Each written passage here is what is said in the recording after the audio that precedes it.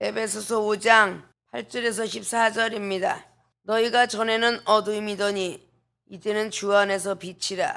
빛의 자녀들처럼 행하라. 빛의 열매는 모든 착함과 의로움과 진실함에 있느니라. 주께 기쁘시게 할 것이 무엇인가 시험하여 보라. 너희는 열매 없는 어두움의 일에 참여하지 말고 도리어 책망하라. 저희의 은밀히 행하는 것들은 말하기도 부끄러움이라. 그러나 책망을 받는 모든 것이 빛으로 나타나나니 나타나지는 것마다 빛이니라. 그러므로 이르시기를 잠자는 자여 깨어서 죽은 자들 가운데서 일어나라. 그리스도께서 내게 빛이시리라 하셨느니라. 아멘. 오늘 에베소 5장 8절에 14절까지 봉독해 올렸던 본문 말씀의 제목이 하나님 자녀가 될 자격, 어떤 자격을 가져야 될까 물음표를 붙입니다. 이 세상에서 자격을 갖추지 아니하면 아무것도 할 수 없습니다. 항공회사에서 일하고 싶다. 그 직장에서 원하는 자격을 요구하고 있습니다. 일단은 자격증을 얻어야 되고 그들이 가지고 있는 인격체 반드시 면접을 통해서 봅니다. 자격증은 서류를 통해서 보지만 인격은 면접을 해서 보게 되죠. 그것이 온전히 합격이 되어야 그 스튜디오스의 자격을 얻게 됩니다. 자, 택시를 운전하고 싶어요. 택시 자격증. 그리고 그 사람이 얼마나 무사고로 다녔는가. 이런 것들이 자격증이죠. 세상에 있는 많은 사람들이 그 사람의 서류상만 아주 번지르르 한다고 건지는 건 아니에요. 그 서류상에는 써놓은 것이고 서류상에 기록되어 있는 대로 자격증을 취득을 한 것을 보고 또 그 서류상 기록이 진짠가 가짠가 그 사람의 됨됨이를 보게 되죠. 그렇지 아니하면 자격을 얻을 수가 없습니다. 아무리 똑똑하고 그럴지라도 그 회사에서 원하는 것을 경영주가 원하는 것을 해내지 아니하면 그건 자격 박탈이죠. 세상이 지도 이럴진데 하나님의 자녀가 될 자격이 없는가? 오늘 사도 바울 선생님은 에베소에 있는 교회들에게 말을 하고 있습니다. 특별히 에베소 5장에 나와 있는 이 구절은 빛의 열매라는 것을 강조하고 있어요. 우리는 다 빛의 열매, 빛의 자녀가 되길 원합니다. 그냥 아무렇게나 자녀가 될 자격을 얻는 것은 아닙니다. 하나님이 원하시는 자녀의 자격을 갖추게 하기 위해서 주님은 올라가셔서 보혜사 성령을 보내주셨어요. 우리는 흠이 많고 점이 많아 세상에 있는 것들을 좋아하기 때문에 하나님의 자녀될 자격이 전혀 없습니다. 구약에는 하나님의 자녀는 이스라엘 백성들만 자녀라 칭했어요. 근데 신약에 들어서 예수로서 그분이 우리의 모든 죄를 사해 주시면서 이방인까지도 하나님의 될 자격을 얻게 하는데 거긴 조건이 많이 들어가 있습니다. 예수로서 그분을 잘 믿어야 되고 말씀에 순종해야 되고 믿음을 꼭 지켜야 되고 기도해야 되고 이런 조건들을 제시해 놓았습니다. 그 자격을 갖추지 않으면 하나님의 자녀라 말할 수 없는 것입니다. 근데 그냥 교회만 왔다 갔다 하고 이방인들한테 덕도 못 사고 욕만 있는 대로 먹으면서 하나님 영광 가리고 교회 욕, 목사님 욕, 자신을 통해서 많이 먹이게 하면서도 나는 하나님의 자녀가 될 자격을 가졌다라고 말할 수 없다는 것입니다. 아십니까? 우리는 무슨 자격을 얻든 간에 반드시 상대성에서 요구하는 것이 있습니다. 하나님께서도 그것을 원하고 계시죠. 특별히 에베소서 교회들은 우상 숭배를 많이 했던 지역입니다. 사도 바울 선생님이 성령의 역사하심이 없어서는 이런 우상 숭배하는 곳에 교회를 세울 리가 없고 그 영혼들을 변화시킬 수가 없었습니다. 율법으로는 절대 변화시킬 수가 없었습니다. 왜냐? 우상 숭배하는 사람이 하나님을 아는 것도 아니고 율법도 아는 것도 아니고 구약의 선지자를 아는 것도 아닙니다. 지금 이 시대도 마찬가지입니다. 많은 이방인들, 하나님을 모르는 백성들, 다신론주의자가 하나님을 알 리가 없고 성경을 알 리가 없고 기독교인이 성령받아 은사 능력이 있다는 걸 알 리가 없습니다. 그들에게는 율법으로 전하는 것이 전혀 먹히지가 않는다는 것입니다. 성령의 역사심 따라 일러주고 비유로 말씀하고 우리가 세상에 살았던 모든 이유를 이야기하지 않으면 못 알아듣습니다. 사도 바울도 사도행전 9장을 통해서 성령이 충만하게 입혔기 때문에 이방인에게 복음을 전할 수 있었습니다. 그거는 사도행전 9장 15절에 기록된 대로 하나님의 예정론에 들어가 있었죠. 핍박을 하게 하는 것도 스데반 집사를 돌로 쳐 죽이는데 앞장섰던 인물, 그런 과정을 다 거치게 한 뒤에 하나님이 선택을 하였습니다. 이방인들을 위하여서 복음을, 임금들을 위하여, 이스라엘 자손들을 위하여 그는 내가 택한 그릇이라 말하면서 얼마나 나를 전하다가 핍박을 해를 받을는지 너는 모른다. 그것이 사도행전 9장의 15절 16절 말씀이에요. 그리고 17절에 성령이 충만하게 임하여서 아나니아 제자에게 안수를 받습니다. 그리고 눈에 비닐이 벗겨지면서 다른 세계를 보게 되죠. 과거의 율법주의자였던 친구들은 다 외면하고 성령을 충만히 받았던 그 친구들을 다시 택한 것이 바로 예수님의 12제자들이었습니다. 그때부터 하늘의 세계를 가고 담대하게 복음을 증거하고 다니게 하죠. 그래서 점차적으로 하나님의 자녀가 되는 자격을 갖춰가기 시작합니다. 그리고 하나님의 자녀는 율법으로 난 것이 아니라 믿음으로서 나야 되느니라. 이러고 각 교회들에게 복음을 전하는 모습을 볼 수가 있습니다.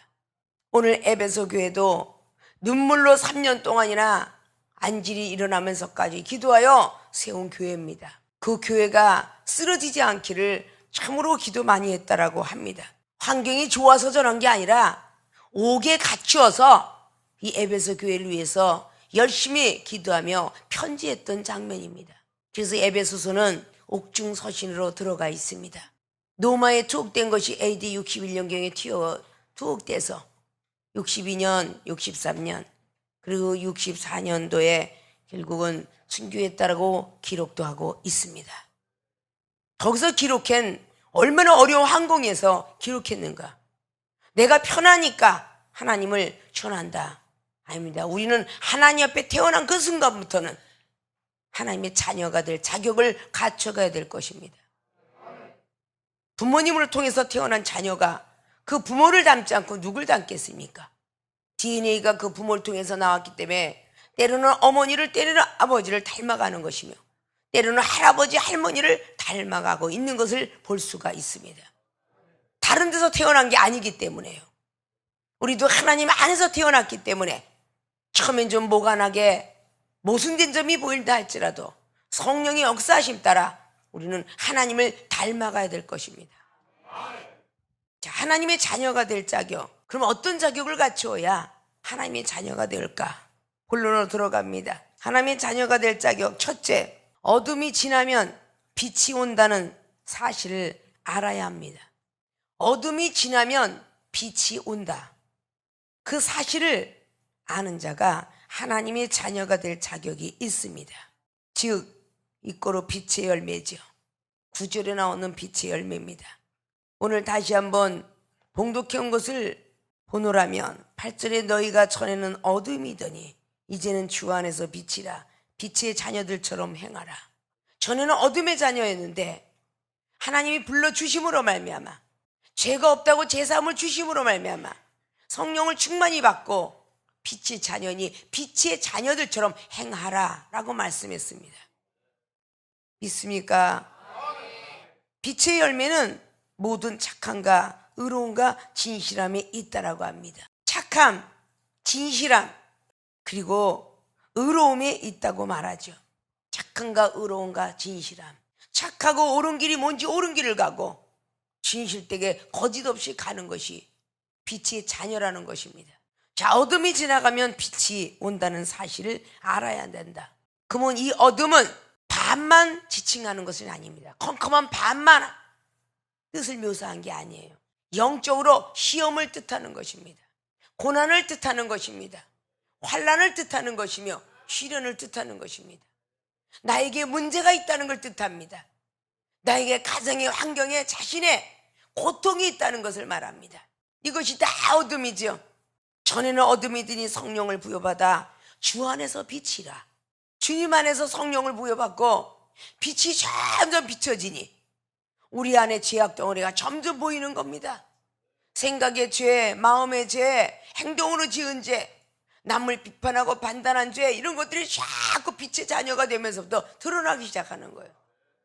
이 드러남을 통해서 전에는 내가 누굴 용서하거나 누구를 이끌어주지 못하고 사랑하지 못했는데 내가 어느 날은 보니까 조금씩 영혼을 용서하게 되고 판단에서 멀어지게 되고 사랑을 해주게 되며 봉사를 하게 되고 성결하게 되고 구제하며 참고 이겨내는 모습이 나타나더라, 그 말입니다.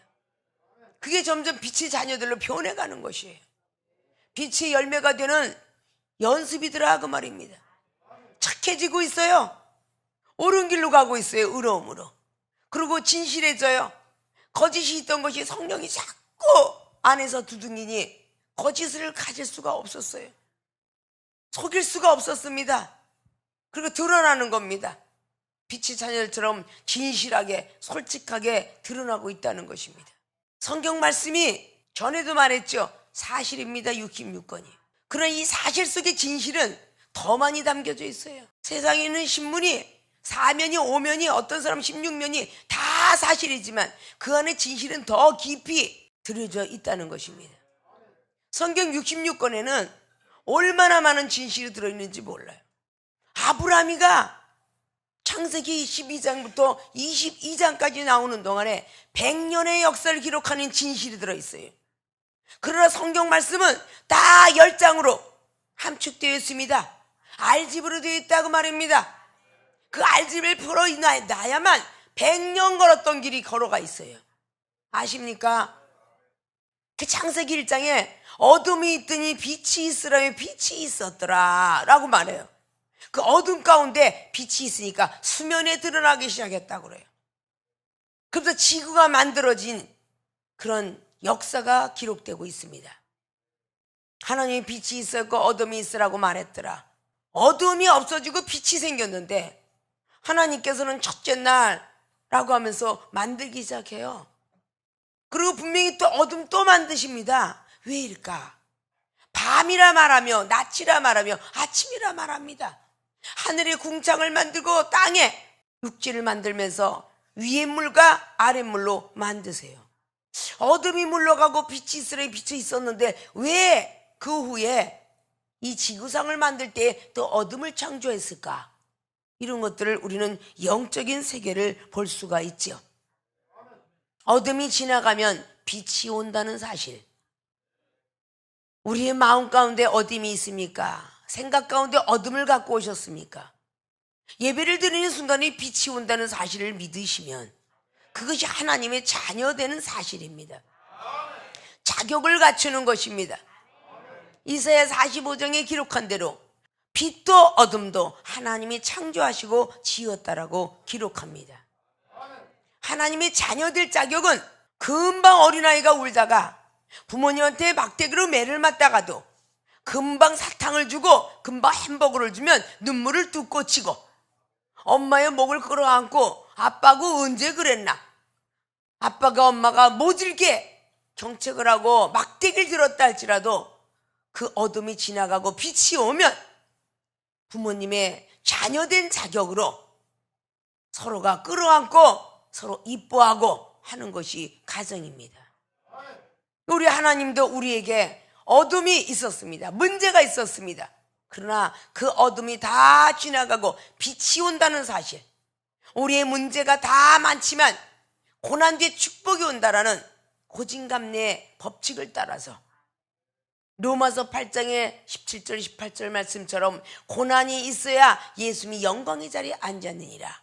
십자가의 고난을 통해서 영광에 앉은 것처럼 우리의 현재 고난은 장차날 영광과 비교할 수 없다라는 그 말씀은 우리는 부여잡고 어제까지, 아니 교회 올 때까지 고난이 있었더라면 내일의 빛의 축복으로 이어지려고, 하나님의 자녀될 자격을 주시려고, 어둠과 빛이 어떤 게 좋은지를 분별하게 하려고, 세상에서 거하는 것이 낫느냐 하나님 나라에 거하는 것이 낫느냐, 세상의 자녀 되는 게 낫느냐, 하나님의 자녀가 낫느냐 라는 것을 구별하게 하시려고, 분별하게 하시려고 우리에게 문제가 있었다 그 말입니다. 세상에 있는 부모도 세상으로 달려가고 있는 그런 사람에게 나쁜 것을 알려주고, 집안에는 비록 힘들고 어렵고 가난하고 부도가 밥을 못 먹지만 그래도 집이 좋으니라 라는 것을 가르쳐 주려고 애쓰는 부모들이 많을 것입니다. 비록 지금 우리 눈에는 보이는 것 없고 들리는 것 없고 만져지는 게 없는 것 같으나 이 어둠의 고통을 지나가면 빛으로 인도된다는 사실을 믿으셔야 될 것입니다. 그것이 하나님의 자녀될 자격을 부여받는 것이다 그 말입니다. 성경의 사도 바울 선생님은 아무 문제도 없었던 로마의 시민권을, 그 로마의 밑에 유대인들은 식민지로 있었습니다. 그런 시절에 사도 바울 선생은 로마의 시민권을 가졌던 사람이에요. 어렸을 때부터 모태신앙자예요.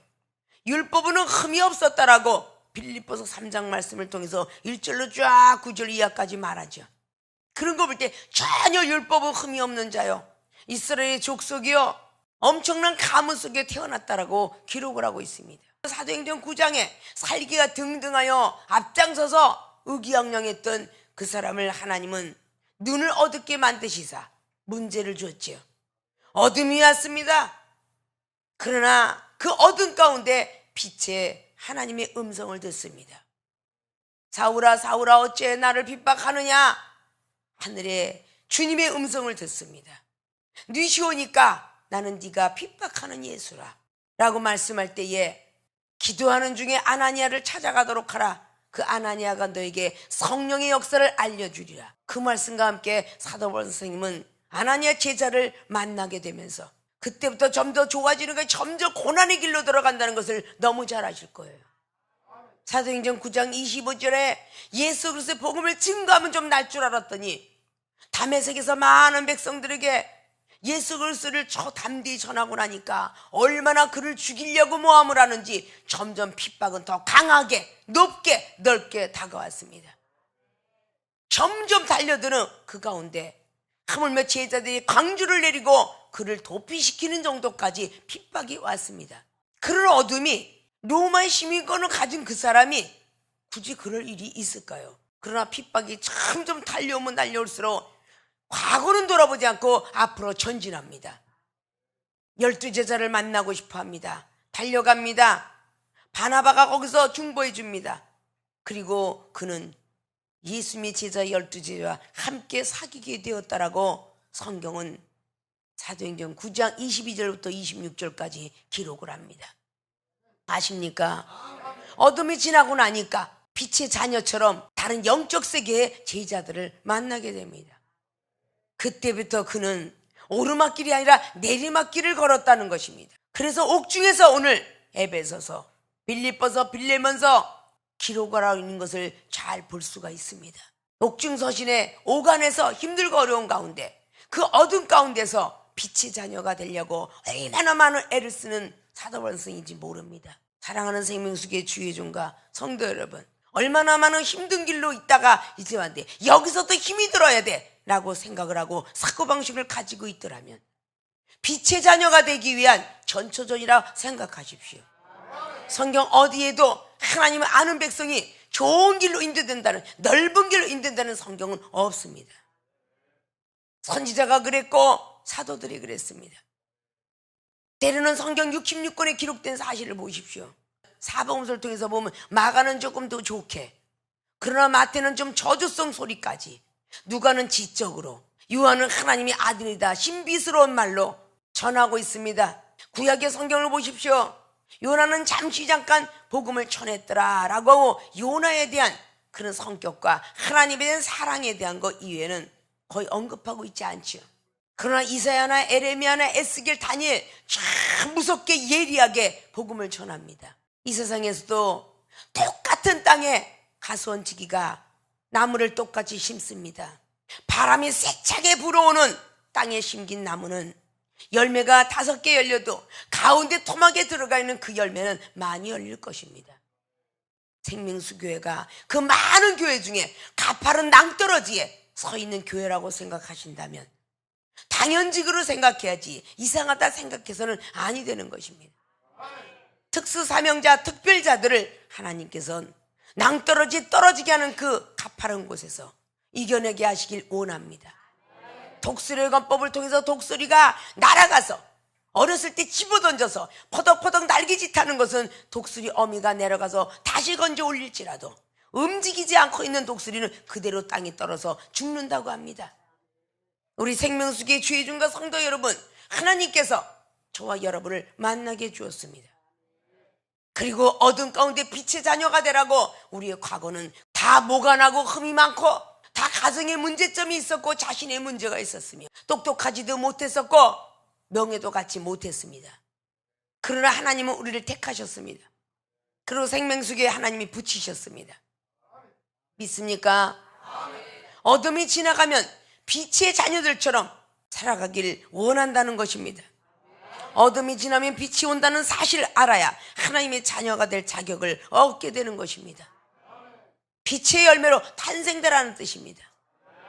주님께서는 마태라는 제자한테 빛과 소금이 되어라. 내가 빛이고 내가 소금인 것처럼 너희들도 빛과 소금이 되라고 말씀하고 있습니다. 내가 온유하고 겸손하니 너희들도 온유하고 겸손하라고 말씀하고 있습니다. 좋은 것만 어떤 취하는 자녀가 되지 말라고 그랬습니다. 자녀라면 좋은 것도 나쁜 것도 취할 줄 알아야 됩니다. 가정에 부하게 살 땐 좋은 걸 먹었지만 부도가 난 시점 속에서는 나쁜 것도 먹게 되는 것입니다. 그래도 그 가문에서 이름을 지울 수가 없는 것이며 성을 지울 수가 없게 되는 것입니다. 아십니까? 자, 하나님의 자녀가 될 자격을 갖추었는가? 여러분 머릿속에 생각해 보시고 가슴에 손을 얹어 보십시오. 나는 좋은 길만 택하고 있지는 않았는가? 지금은 어둠이지만 내일은 하나님의 자녀들 자격을 갖추기 위해서 빛이 온다는 사실을 믿으셔야 될 것입니다. 밤이 지속되는 건 아닙니다. 밤이 지나가면 아침이 옵니다. 오늘 문제가 내일은 축복으로 이어질 것입니다.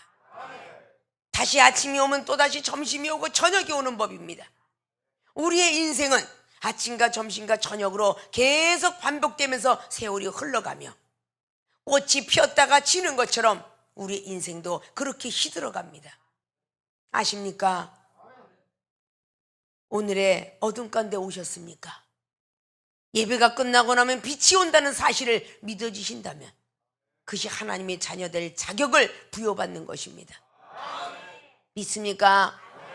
오늘 불 났다고 오늘 홍수 났다고 앉아서 있는 이 세상 사람은 없습니다.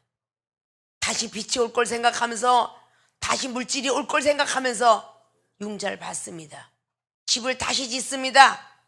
빛이 아무리 있다 할지라도 내가 살아있는 동안 빛을 갚겠지 라는 생각을 하면서 어떤 누구한테 손을 벌리든지 누구의 도움을 청하는 것이 이 세상의 사람의 이치입니다. 우리가 오늘 어둠이었다면 빛이 된다는 사실에 확신을 가지시고 하나님에 대한 자격 속에 들어가는 모든 분들이 되시길 주님의 부탁의 말씀을 드립니다.